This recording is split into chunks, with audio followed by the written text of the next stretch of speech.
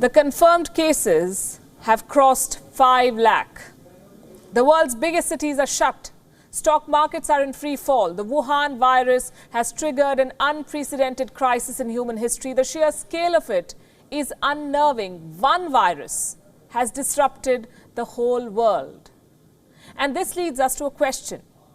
Is the Wuhan virus the world's biggest intelligence failure? Did no one see it coming? Were these countries too complacent? By the time the world swung into action, the virus had already crossed most borders. And now everyone is playing catch-up. Well, almost everyone. There is one country that seems to have an edge right now. The home country of the Wuhan virus, that is China. There is no doubt that China was hit for weeks, that Chinese people suffered. But now China says it has contained the threat. So it's closing down borders and opening up businesses. Fewer cases are being reported. Factories are up and running again. Businesses will take time to revive, but they have made a start. Companies are being encouraged to make coronavirus supplies. They're making equipment other countries might need to fight the outbreak. Gloves, masks, personal protection equipment, even ventilators. So first China put the world in ICU, and now it is selling them ventilators. Is China profiting from this outbreak? As I said, the people of China have gone through unspeakable misery. Thousands have died, they've suffered. But big business and the government now stands to gain in China. And if this sounds too sinister a plot, look at this.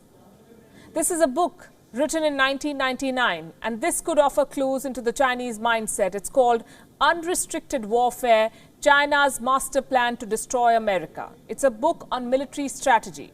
It was written by two Chinese generals, Qiao Liang and Wang Xiangzu.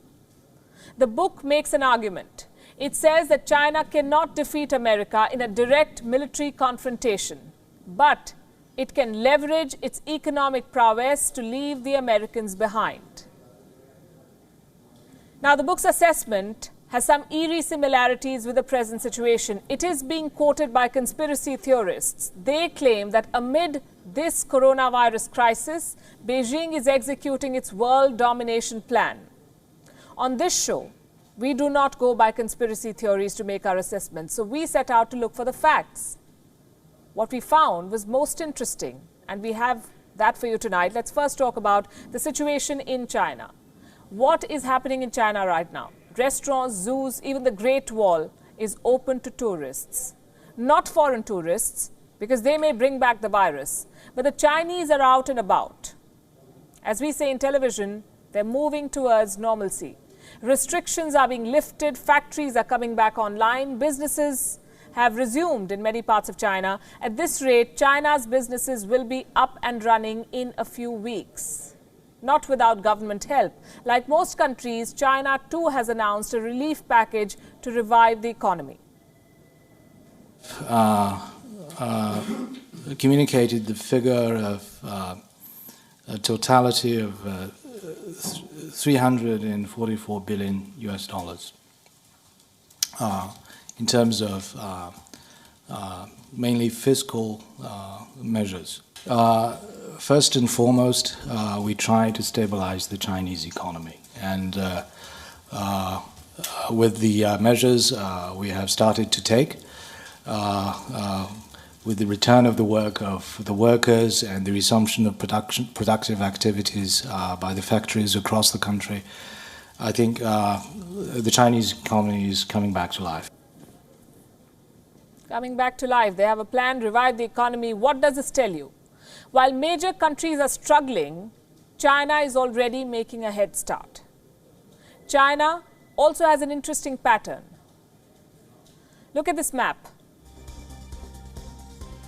This is Wuhan and the rest of China. The coronavirus outbreak in China is what this map details. Now, some of the biggest cities in China were largely insulated from the outbreak. I say this is interesting because while the virus spread and unleashed chaos in the remotest corners of the world, it couldn't do much damage in China's top cities. I'll give you examples with numbers. Let's start with Beijing. Beijing has recorded more than 500 cases. 8 people died in the city. Do you know what's the population of Beijing? 2.15 crores. Shanghai reported 468 cases with 5 deaths. Shanghai has a population of 2.4 crores. Among the 10 most densely populated cities in the world, only 5 deaths, less than 500 cases. The point I'm making is that China's financial hubs have largely emerged unscathed from this crisis. They can bounce back quickly. They're boosting business by creating opportunities. What does the world need right now? Personal protection equipment, masks, they're in short supply. Guess who's filling the gap? Chinese companies already at work to supply to the world. According to a report, almost 9,000 new manufacturers started producing masks in China this year. They began business in the first 2 months of 2020. China's daily mask production has crossed 116 million now. Many companies have overseas orders. They're selling outside China. One of the biggest companies is Dawn Polymer. This is a Chinese company. It supplies the fabrics used to make masks. Dawn Polymer has a 40% market share in China. And the value of its shares, the company's shares, has shot up by, listen to this, 417% since January. 417% in 3 months. The holdings of the company's founders now stand at a whopping $1.9 billion. The coronavirus crisis has only meant good news for their business. Here's another example of China creating opportunities from the crisis. Buying out distressed assets. Case in point, Australia. The Scott Morrison government is worried about Chinese companies taking over Australian businesses. Reports say Australia's Foreign Investment Review Board is now gearing up. Why? Because they fear takeover attempts from China. Distressed Australian businesses and assets are on China's radar. It's not just Chinese companies that stand to gain. Foreign companies based in China are also back in action. BMW's factories resumed operations in February itself, last month. Fiat Chrysler has also restarted production. Foxconn has resumed work in its mainland China factories.